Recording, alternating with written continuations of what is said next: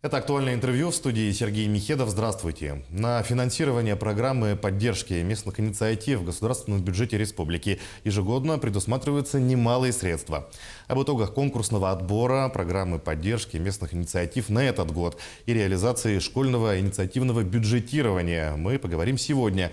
Гость в студии Иван Алексеев, первый заместитель министра финансов Республики Саха-Якутия. Иван Иванович, здравствуйте. Здравствуйте. Вот итоги конкурсного отбора программы поддержки местных инициатив на этот год. Сколько проектов поступило? Вот каким образом шел отбор?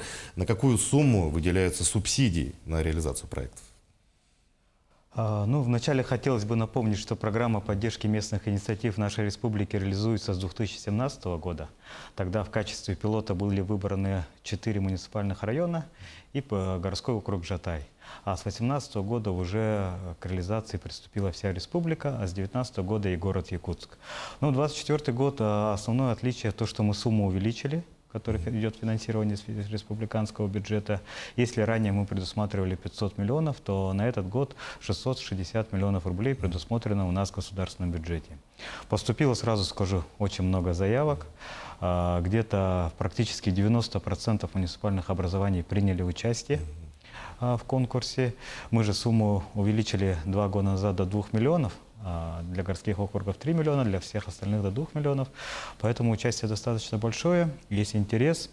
И знаете, вот, Сергей, интересная статистика, вот мы сравнивали, у нас же определяется количеством участия населения в итоговых совещаниях.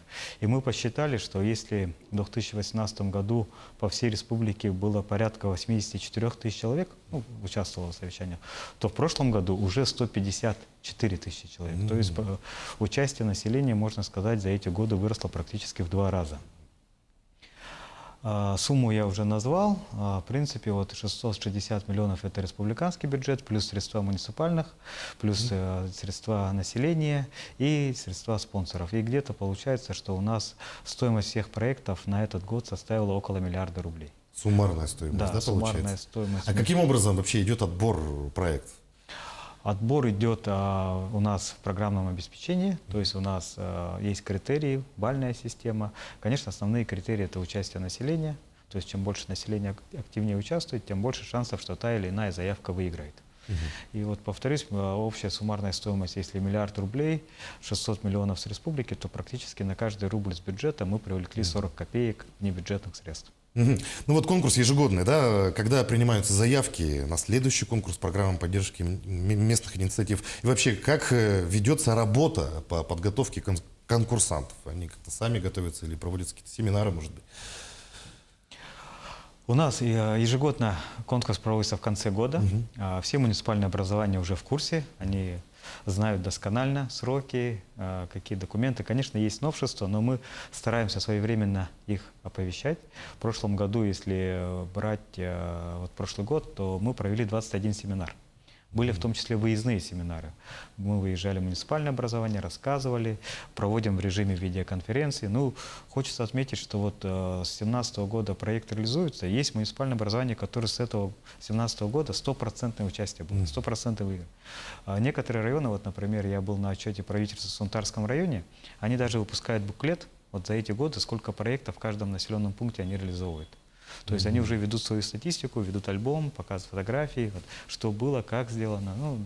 Уже можно сказать, что муниципальное образование очень грамотное в этом вопросе. Предлагаю напомнить или, может быть, даже рассказать нашим телезрителям суть вообще, да, самой программы, в чем она заключается, какие у нее обязательные условия. И вообще интересно, сколько проектов реализовано по программе поддержки местных инициатив, начиная с ее старта, с 2017 года. Суть программы, если достаточно коротко обрисовать, то это реализация вопросов местного значения. То есть муниципальное образование, оно, решая свои задачи, привлекает население. Причем активно население сами выбирают тот или иной проект, голосуют за него, участвуют могут как денежными средствами, так и нематериальными, это субботники, материалы и так далее. И ведут общественный контроль сначала над реализацией этого проекта, а потом уже за эксплуатацией. И надо отметить, что наше население с 2017 года очень активно участвует. И действительно, проект очень интересен тем, что население, этот проект, например, решили в каком-то населенном пункте сделать какой-то объект. А обычно население знает, что вот, ну, с бюджета деньги выделили, кто-то приехал, построил, а тут они сами решили. Вот мы собрались, решили, это будет дорога, или это будет спортивная площадка, детская площадка, это может быть какой-то объект благоустройства, водоснабжения. Они сами проголосовали, выбрали этот проект, участвуют в его реализации, а потом уже бережная эксплуатация этого проекта. И очень много таких проектов было реализовано. Если посчитать, вот с 2017 года это 2210 объектов. А если суммарно прибавить еще проекты, которые выиграли в этом году, то это уже 2500 проектов, которые будут реализованы по итогам 2024 года. И надо отметить, что за это время стоимость где-то порядка 5 миллиардов 300 миллионов рублей достигла. Суммарная стоимость всех объектов, реализованных уже на Якутии. Да, с 2017 года.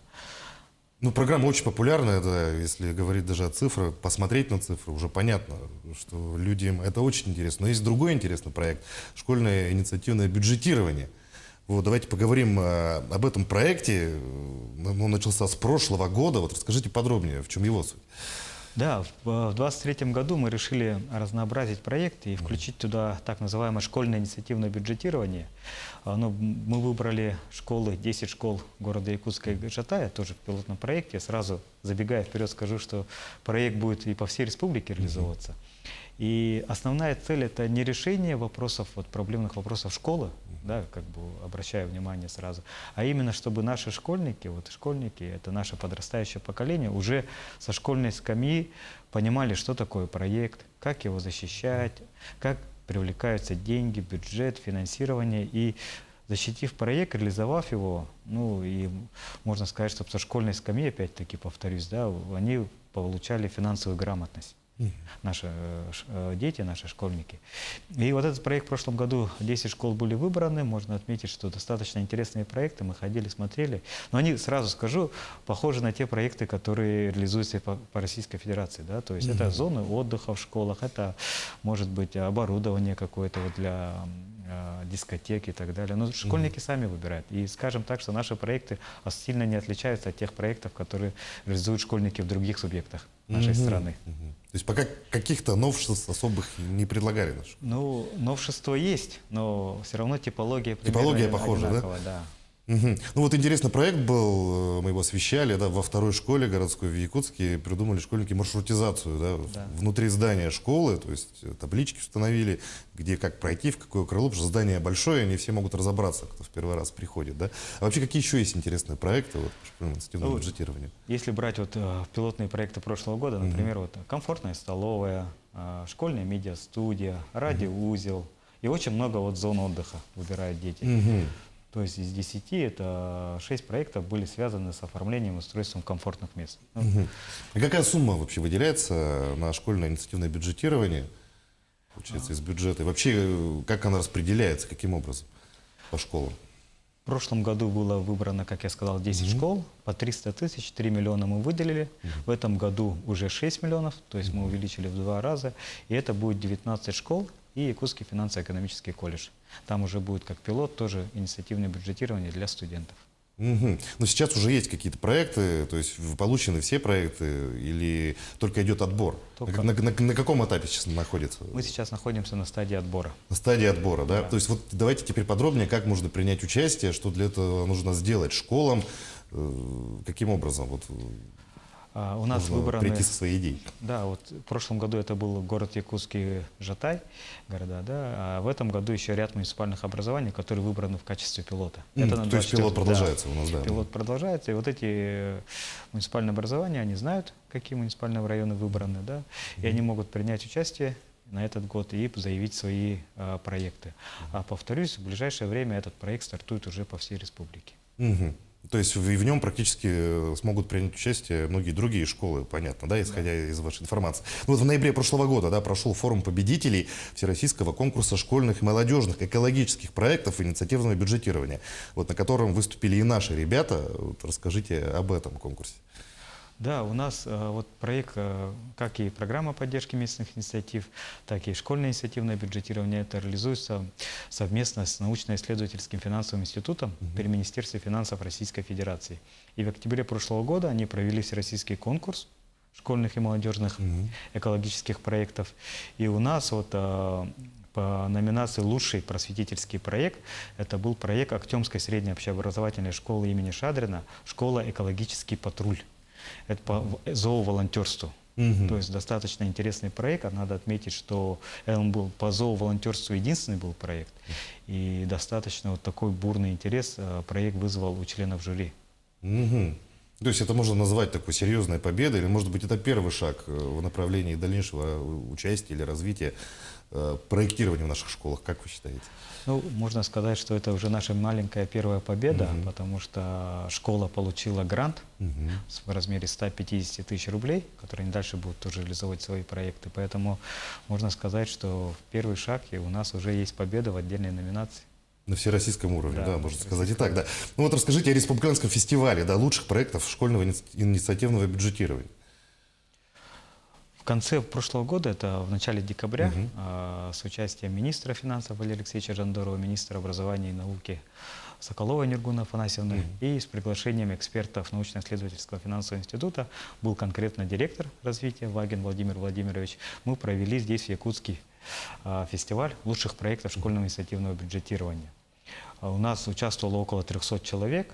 Это все участники были пилотного школьного инициативного бюджетирования. Это педагоги, родители, сами школьники. Ну и было достаточно активное, бурное обсуждение. В принципе, мы только же начали этот проект. И всем было интересно, как будем реализовывать, какие предложения по дальнейшему сотрудничеству и так далее. Поэтому считаем, что фестиваль прошел очень плодотворно. Ну, какие дальнейшие планы планируете проводить, подобные мероприятия? И вообще, как дальше развивать школьное инициативное бюджетирование? Но мы уже движемся вперед. Мы уже вышли за рамки города Якутска и Ижатая, приняли несколько муниципальных образований, и дальше уже будем реализовывать проект по всей республике. Надо отметить, что вот по программе поддержки местных инициатив в прошлом году наша республика получила благодарность министра финансов Российской Федерации в адрес главы Айсена Сергеевича Николаева. Это только 3 субъекта получили, в том числе наша республика, за активную реализацию программы поддержки местных инициатив. То есть мы не собираемся останавливаться на школе. Сразу говорю вот для тех, кто меня сейчас видит, слышит, что программа поддержки местных инициатив будет развиваться также, школьное инициативное бюджетирование будет идти отдельно. Возможно, в дальнейшем будут и проекты по экологической программе поддержки местных инициатив, может быть, туризм для молодежи. То есть мы не собираемся останавливаться, и мы все равно будем двигаться вперед и ждем новых предложений и идей. Что ж, Иван Иванович, большое спасибо за озвученную вами информацию. Проектирование у нас в Якутии развивается, и оно будет развиваться в любом случае. У нас люди активные. Большое спасибо, что нашли время, пришли к нам, ответили на наши вопросы. Желаем дальнейшей плодотворной работы. Спасибо. Я напомню, вы смотрели актуальное интервью. Оставайтесь на нашем канале.